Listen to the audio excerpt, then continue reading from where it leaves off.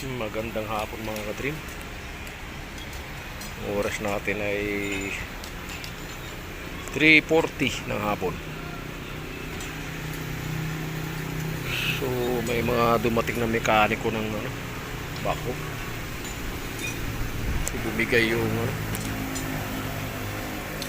yung gasket dun sa tawag niya, yung stainless na yun. Tinanggal yun eh. Pumutok daw kahapon. Tumagas ng maraming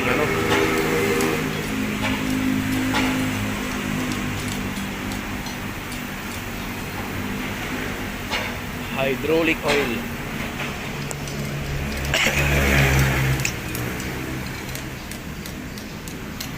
Dalawang mekaniko sa isang driver gumagawa. So bababa tayo, update ulit tayo ngayong araw ng Sabado, ay araw na Linggo, June 28.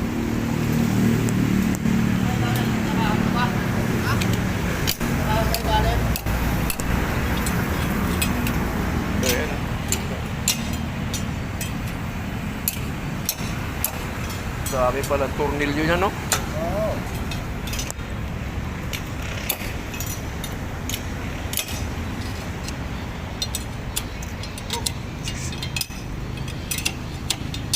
One, two, three, four, five, six, seven, eight, nine, 10, 11, 12, 13 na tornilyo.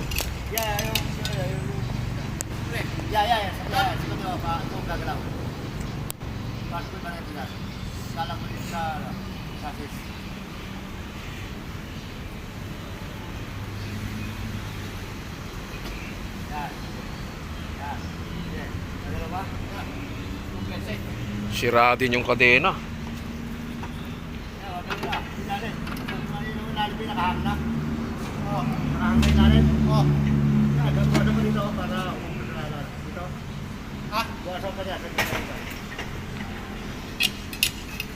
Nagyanan ka ng yelo dyan.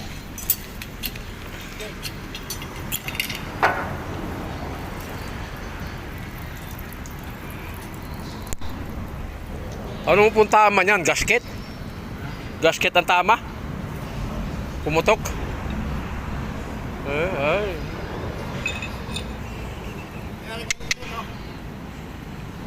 Grabe, pumutok pala yung gasket mga ka-trip. Lumusot. Umalas na sa loob yan.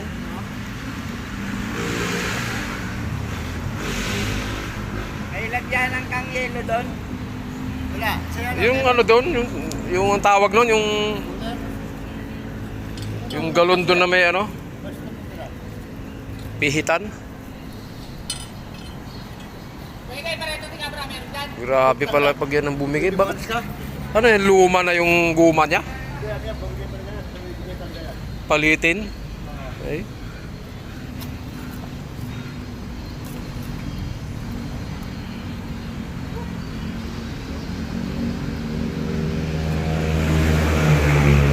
Grabe, tumagas na yung hydraulic niya. Ganda kasi yung kadena.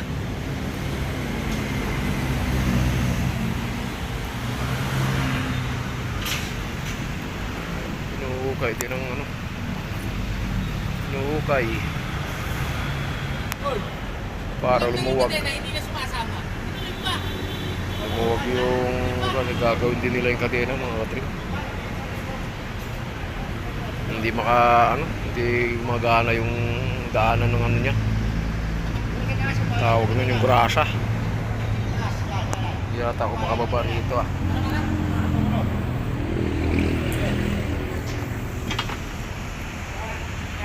Pakita ko sana sa inyo yung bagong nagawa nila.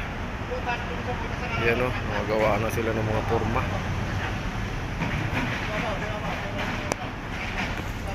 Natanggal na rin nila yung mga kwan dito mga kadrip.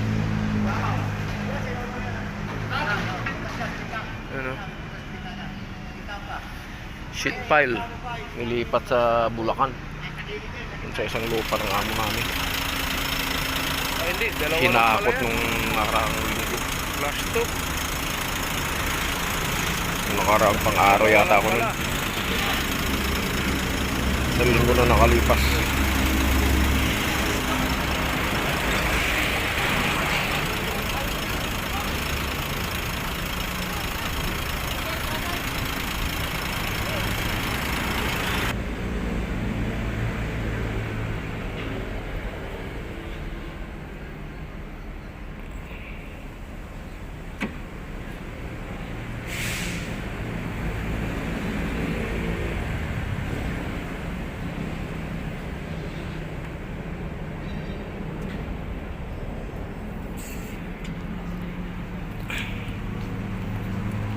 Ilak natin to para may pumasok.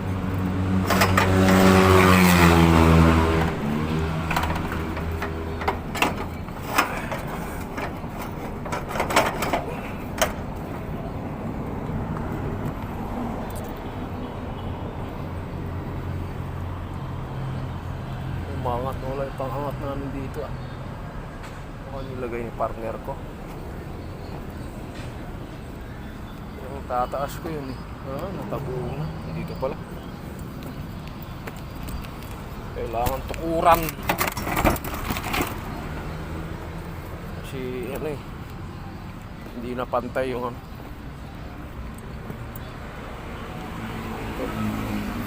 Hindi na pantay.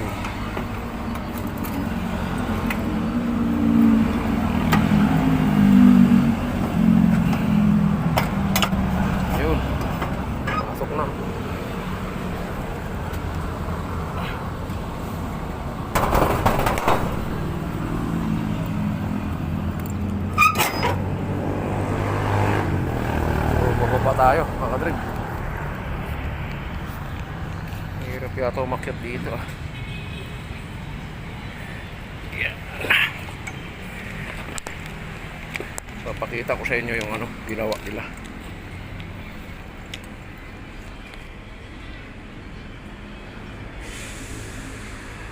Wala, na bumigay kahapon yung bako mga kadrig.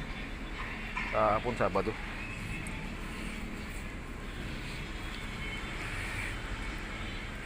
Pumutok yung hydraulic ano niya. Well, yung gasket pala nasira. Ang hirap bumaba dito ah.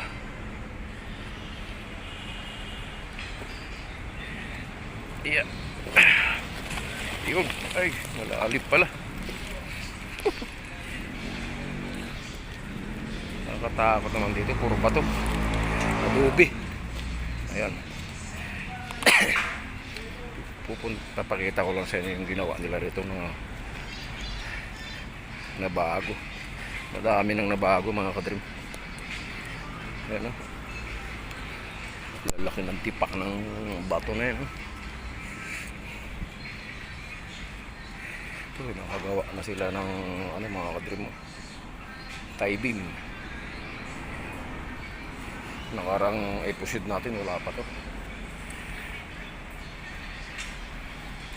So, ito yung binuhusan nila ng nakaraan na 4 na poste. Isa, dalawa, 3, 4.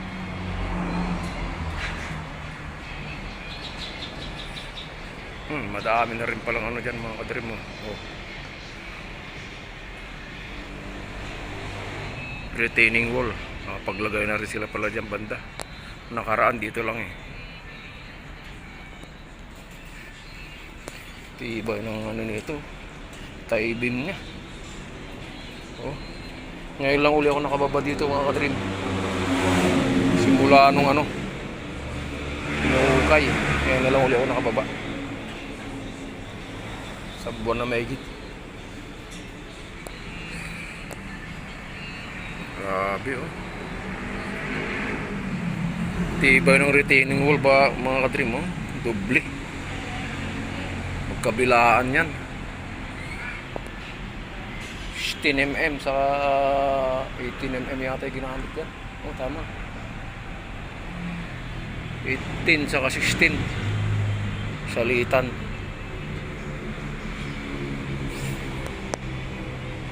Kala mo may mga dalag na dito. Grabe ang tagas ng tubig dito mga kadrig. Bukal, may bukal dito.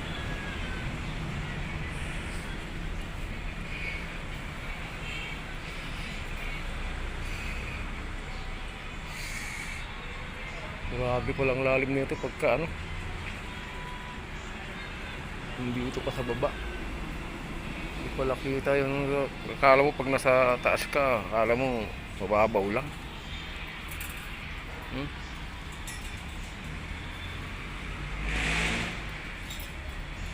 Dami na pala nilang nagawang mga porma, mga kadrim mo. Yung mga porma na yung mga tie beam. Paikot. Yan.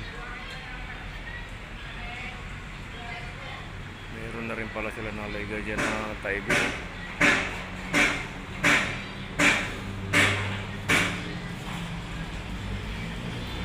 Hindi ako ano kasi daming nakausling bakal. Baka mauntog tayo mga kadrim. Hindi ako nakapagdala ng hard hat. Pero malalim itong tubig. Sa 2, 3, 4, 5, 6, 7, 8. Pang siyam to. Napupurmahan. 10, 11. Madami pa silang pupurmahan. Marami pang to. Ilang araw pa to bago mapurmahan lahat ito. Yun dudugtungan pa yun. Napandugtong. Ito yung ginagamit nila mga kadrim ito. Pinakatukod ng to. Porma para hindi sa dumikit pag binuhusan. Hindi ko lang natanong kung anong tawag na itong simento na to. Grabe lalaki ng mga bakal.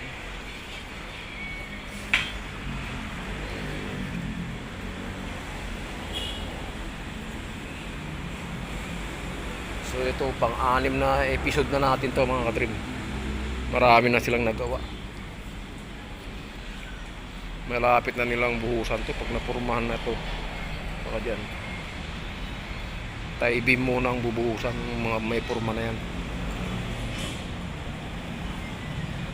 Yan tie beam yan, may mga purma na yan. So dito pupurmahan. So aakyat na tayo mga kadrim. Masyadong hirap yung inakyatan ko dun. Mataas pala. Kala mo pag nasa baba ka ay nasa taas ka, mababa lang ay mababaw lang. Maraming taas niya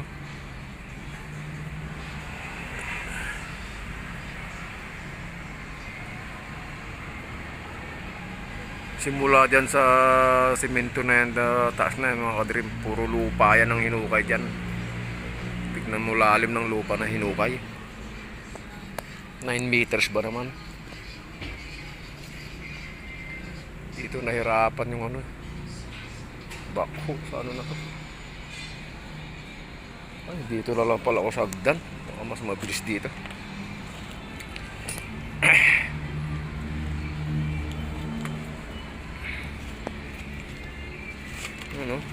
Nabuhusan na to mga katrim. Ito yung sinasabi ko sa'yo, nabubuhusan sana nung Lunes ba yun? 1 linggo na, 2 linggo na nakakaraan.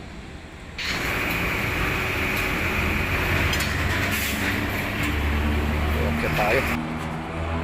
Mataas na hagdan. Hirapan ako dun dumaan. Baka magulungan tayo ng dun. Magulungan tayo ng bato. Lalaki ng bato. Yeah. Yeah. Ito yung breaker.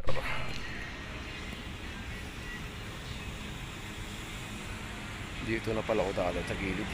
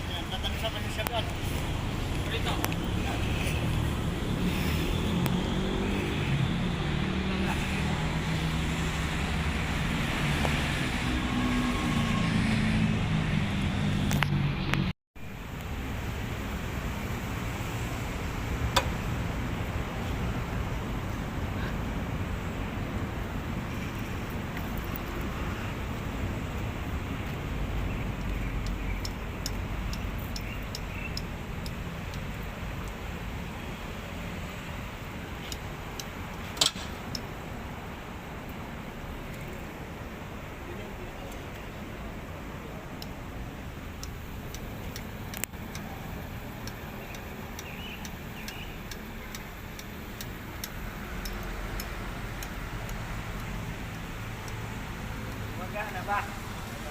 Magana, kaso wala pang pila. Buwan nila. Ay! Ay!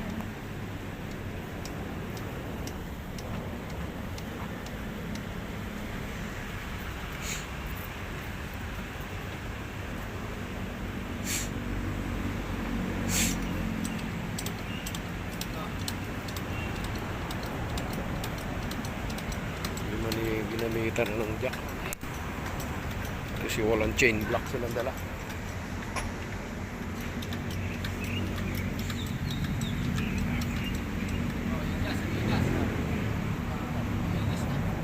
Naglulus yata, no? Yan yata yung may tatama eh.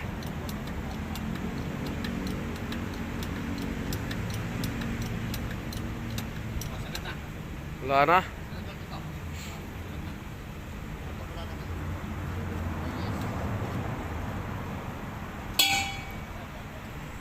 Bumababa yata yan eh.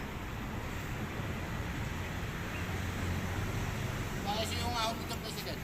Ito isa, bukas mo to. Ayan, yan. Kasi yan yung mga iniwan nila dyan na kung anong ano, bininta yung mga sakyan, iniwan yung mga yan. Wala, pwede rin yung Mga jack na yan.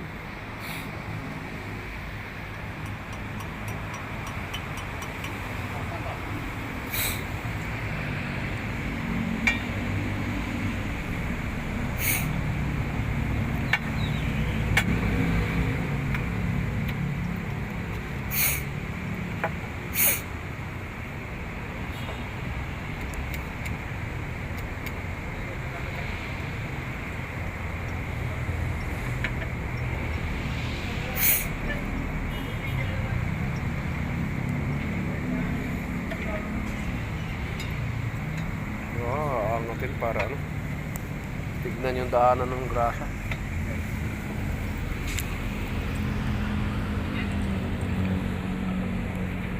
Ano yung titignan nila doon nung? Ano titignan nila? Yung gulong nga. Yung daanan ng ano? Oo, ng grasa. Ah, Kasi sira daw yun, kaya ganon. tatanggalin yon. Oo. Oh, tatanggalin pala yung daanan ng grasa.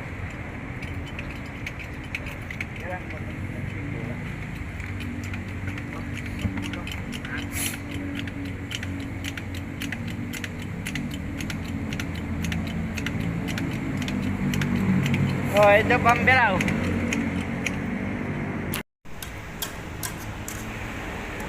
Morning mga ka-dream, araw ng Lunes ngayon, June 30.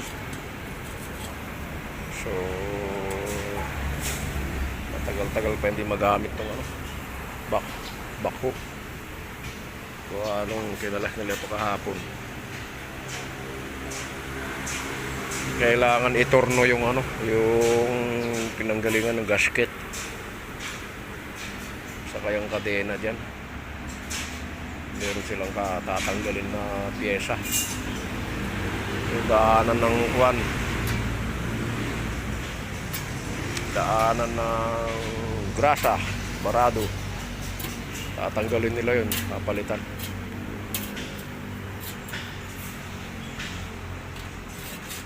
So walang pumasok na engineer, yung admin lang, saka accounting. 2, 4,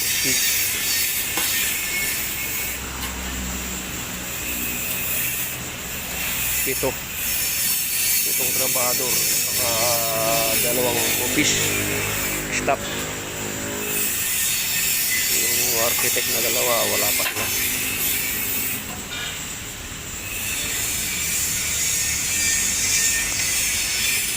So dito ko muna tatapusin ng vlog ko mga kadream.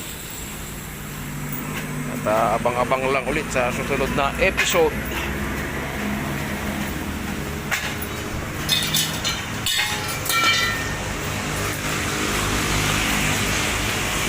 Magawa sila ng forma ng plastic board para doon sa tie beam sa baba.